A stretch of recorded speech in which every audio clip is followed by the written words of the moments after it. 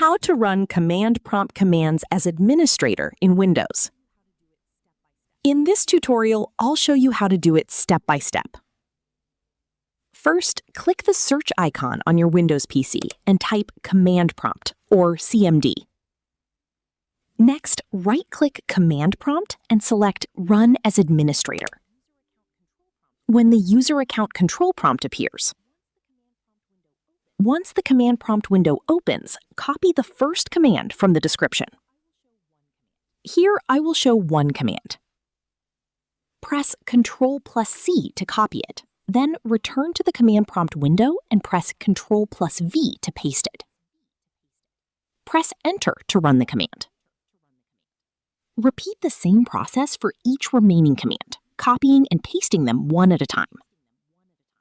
If you see an error message while running one of the commands, continue with the remaining commands, unless the instructions specifically say otherwise.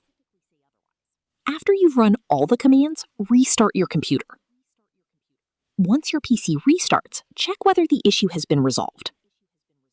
And that's it! You've successfully run the command prompt commands as an administrator. If this tutorial helped, don't forget to like the video, subscribe, and check out more Windows tips and tutorials.